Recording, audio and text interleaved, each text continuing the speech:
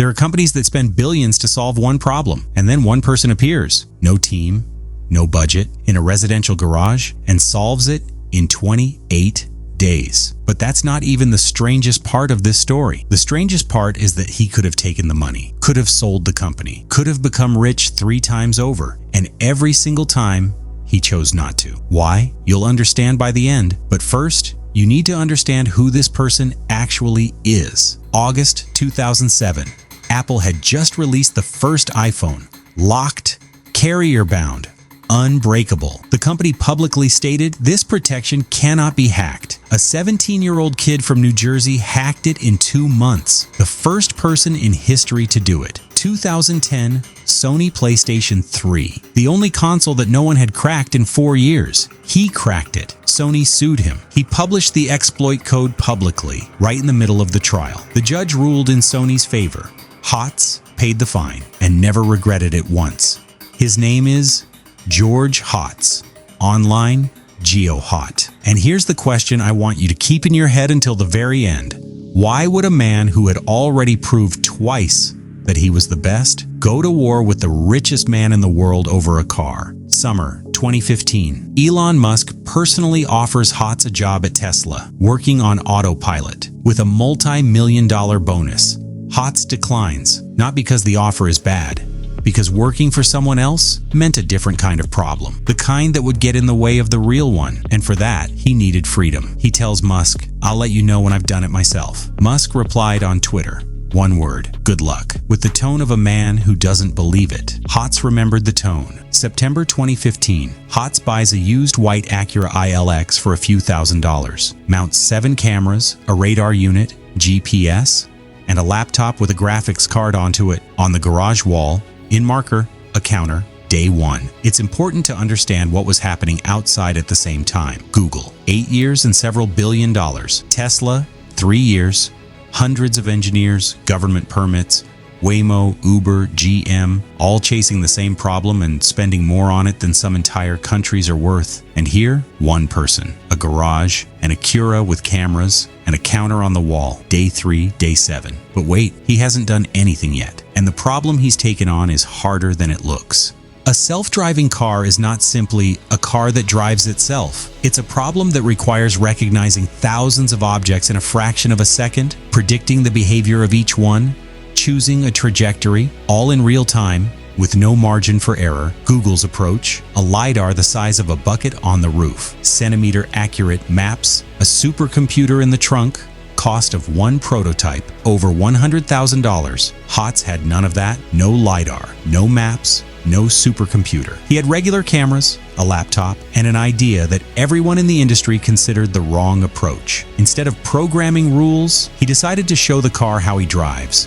Hundreds of hours of driving. The car watches, memorizes, copies. That's how a child learns. Not from a textbook, but by observing. Day 12, day 17, and this is where something no one expected begins. Day 28, Hotz gets into the Acura, activates the system, takes his hands off the wheel. The car moves into the middle lane, reaches cruising speed, holds its distance from the car ahead, glides through a smooth curve. The Bloomberg journalist filming alongside him later wrote, "I couldn't shake the feeling that I was watching something that shouldn't exist." Google, 8 years. Tesla, 3 years with a team of hundreds. Hotz, 28 days, alone, in a garage. But this is exactly where the story takes a turn no one saw coming. December 2015. The Bloomberg report hits the front page. Tesla responds the same day. Official statement. The system only works on a small stretch of road under test conditions. This is not an autopilot.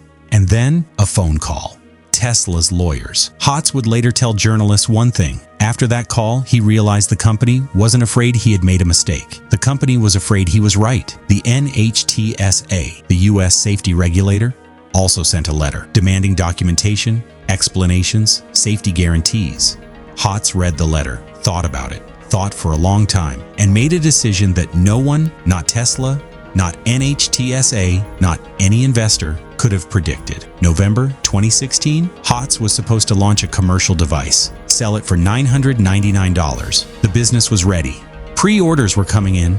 Instead, he posted 4 words on Twitter. "I'm releasing all the code. free, open source, called openpilot. Anyone can download it. This is the third time HOTS chooses nothing. Turned down millions from Musk, didn't sell the company, now gave the product away for free. Why? HOTS answered this question once, briefly, because this way, the best code wins, not the best lawyer. It sounds like a nice line, but within a few years, it turned out he was right, literally. Today, the system is called openpilot. The device, 3X, a box the size of a phone, mounts in place of the rear view mirror, plugs into the car's standard connector, no modifications, no external cameras, works on hundreds of models. Not on prototypes, on ordinary cars parked in your driveway. And thousands of developers around the world improve it every single day, without pay, because the code is open and the problem is interesting. Now let's look at what's happening with the competition.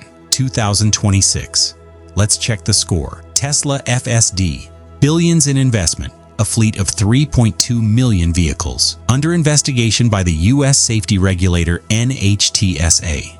9 incidents, including 1 fatal. In March 2026, Musk announced FSD is no longer available as a one-time purchase. Subscription only. Tesla's sales have been falling for the second year in a row. Openpilot, with no press releases, no advertising budget, no investors, keeps running. In March 2026, a Tesla driver crossed the entire United States on FSD without a single intervention. That became news. Comma users have been doing it quietly for years. Here's the question this story puts to the entire industry, and one that still has no answer. If one person in a garage solved this problem in 28 days, what were the corporations doing all this time? The answer is uncomfortable. They were solving the wrong problem. Google was asking, how do we build a perfect safe system from scratch? Tesla was asking, how do we sell this feature for extra money? Uber was asking, how do we convince investors the company has value? HOTS asked one thing, how do I make the car drive itself? One question, 28 days. A garage in San Diego. Remember the question from the beginning? Why would a man who was offered everything 3 times choose nothing every time? Because for him, the problem matters more than the money, always. Not because he's an idealist, but because he understood something that most people realize too late. If you work for money, you'll always have a boss, even if you're your own boss. If you work for the problem, you're free. And what happens when governments start closing down what hackers have already opened? That's a story for next time.